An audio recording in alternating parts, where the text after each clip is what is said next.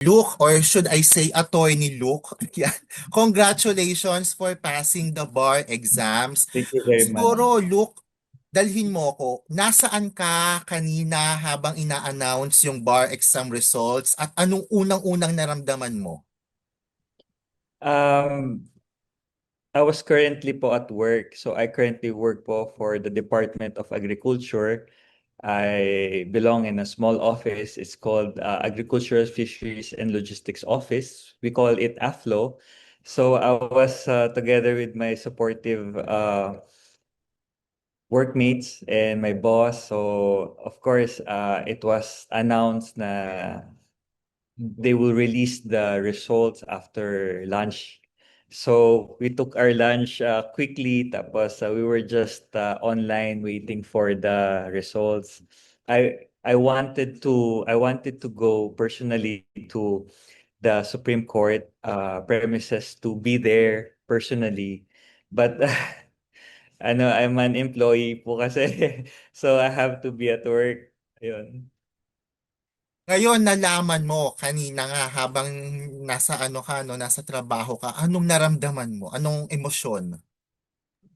To be honest with you, I'm still processing kasi during the time na I was studying, I was working po and I did not take my leave. Well, wala rin akong leave kasi I'm not a plantilla yet. So I have to make use of my time carefully and because of my sakto lang review, it wasn't so much eh. It was just enough. So medyo kabado po kanina. To be honest, I'm not really expecting too much. Kung lumabas yung name ko, thank you Lord. But if not, thank you also Lord. Kasi if people would know, I'm not naman in this industry eh. Kasi I used to be in the modeling and I did shows for TV5 po before. So, nasa ganong industry ako. So, jumping to this, parang it's a bold move na for me na makagraduate lang is more than enough.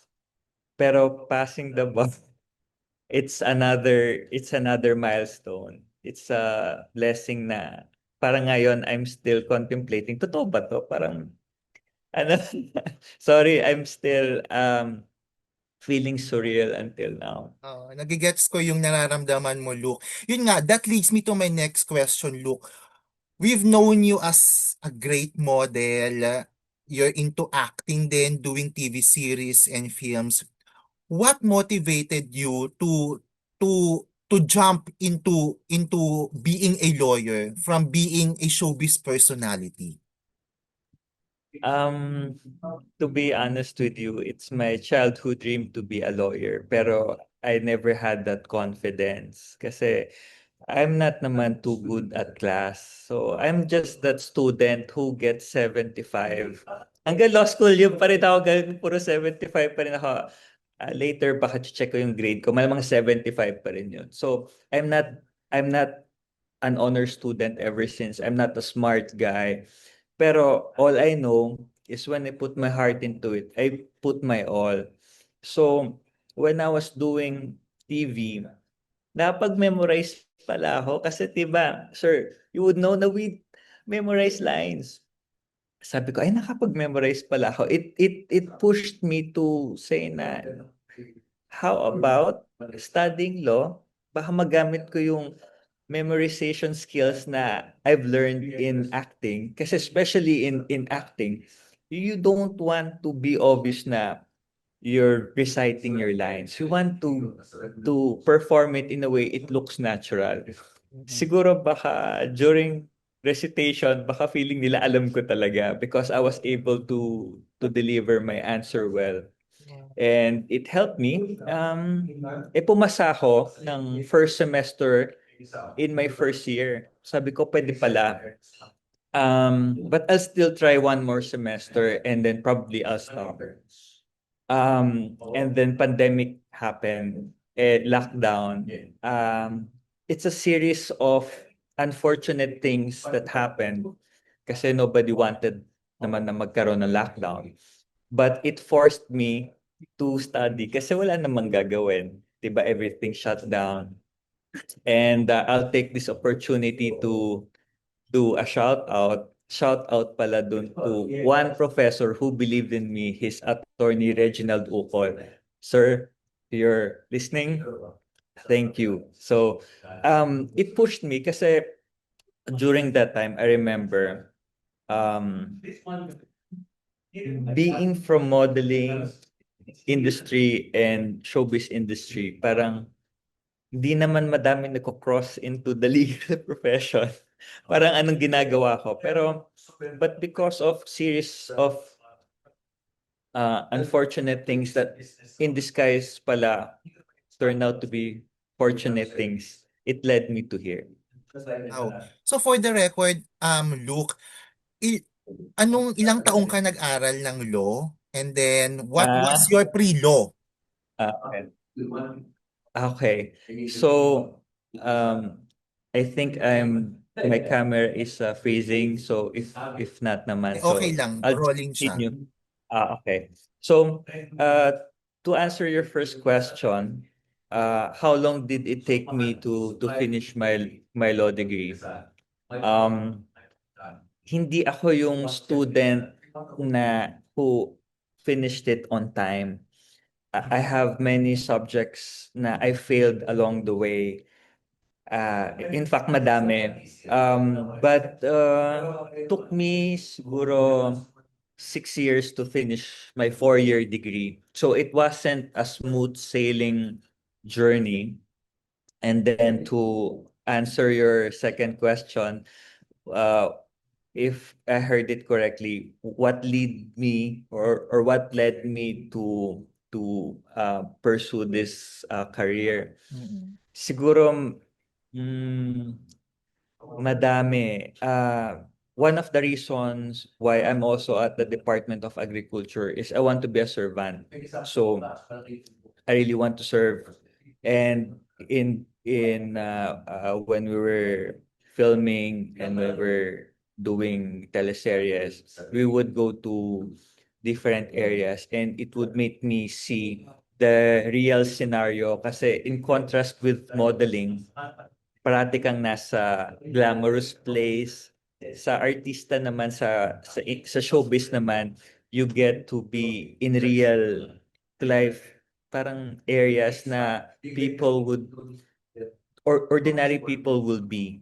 So, I saw something na, I want to do something to be able to be of help to others. So, yun din yung nag-lead sa akin towards this profession. So having said that, Luke, anong gusto mo maging specialization sa pagiging abogado mo? Um, Parang too early to tell. Pero right now, since I'm with the Department of Agriculture, we help a lot of farmers and fisher folk. Maybe I'll concentrate there. And I also owe it to the department for giving me a chance to prove myself and to serve. So, and since I passed, ayoko naman din silang iwanan just because I passed. I wanna show them gratitude for trusting in me. So now it's my turn to give back. So hopefully I'll be able to serve our farmers and fisher folk. Good, that's great. Sobrang nakaka-inspire yung mga sinabi mo, Attorney Luke. When did you stop showbiz and when did you start entering law school? Okay, I stopped showbiz around 2016. So during that time, I thought, or maybe it was uh 2016 or 2017, and I was trying to look for a law school. Pero because parang during that time, parang I was struggling kasi I don't know if I can make it. I don't have enough courage to enter law school. We all know naman na it's not a walk in the park.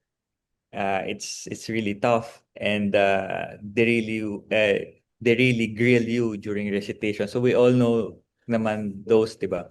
So probably around 2017 or 2018, I'm not so sure. I enrolled to a law school. I sorry, I took an entrance exam to a law school. So I passed it, did the interview, pero however, prior passing all the requirements, it's needed pala to have they call it PhilSat, parang Philippine Philippine Law exam School. for law school. Yeah. So I wasn't aware during that time that there is such a thing. So they did not allow me to enroll. And then the next batch for the examination were posted. I took the exam, passed it. Sadly, by then I applied again. I think it was another academic year. Di na pala siya needed. So um medyo na-delay siya because of that. But then I entered law school around 2019. It That's was a good. year prior pandemic. That's good. So um in a way okay rin kasi because of the lockdowns, I did not have any choice but to pursue law school kasi nothing to do eh. So instead of just watching TV and um, just being in the house doing nothing, might as well do something productive. So tinuloy ko po yung law school. That's good. Na-miss mo yung showbiz, Attorney Luke? May Sobra, plans ka kasi pa love ko bumalik? yun eh. Oo, kasi siya talaga yung first love ko, si showbiz. Kasi when I was young kasi, parang introvert ako. I'm not really expressive. And in fact, super shy ako. So, um, modeling and showbiz, pero especially showbiz, took that courage out of me to be in front of people, magsalita, mag-acting. So, na-express ko yung sarili ko. Kasi before, mahirap eh. Kasi super shy ako. So, naging love ko siya because of that. So, kung pabalik, I don't see anything wrong with it. Tsaka, ano naman siya, love ko naman siya. First love ko naman siya. That's good. Siguro message nyo, Luke, sa mga kapwa nyo bar passers ngayon na nagbubuni at lahat kayo, the law community is so happy right now. Yes, everybody, all the pastors are definitely happy right now. I congratulate each and one of you. I know it's not something easy. You have to sacrifice, no? Yung time, yung family. Sometimes, no, there are family gatherings na you cannot attend, birthdays, celebrations. But because of your willingness to learn, mag-aaral ka na lang sa side rather than attend all these functions. Ano siya? It's something sorry to interrupt. So it's something na takes something that would take a lot from someone, and I know your loved ones are really happy. So again, congratulations. Attorney, no, first time taker, no? First taker, sir. Tapos, ano Yes. pa kayo? Chill pa kayo nun. Ano na lang kayo pag sineryoso nyo, di ba? Mukha lang po pero talagang I really manage my time carefully. Every minute would count, especially during the review kasi I still work during the day, and then afternoon I get home and review. So medyo ano pa rin siya, meron pa ring effort. May Pero effort pa. mukha lang chill. Mukha lang. Pero di talaga. Kayo daw ang inspiration ng character ni Joshua Zuniga sa Oo nga Barbarist. eh. I was informed by Director Kip Oybanda kasi classmates kami during college. And then, according to him, it was the story of our college barkada.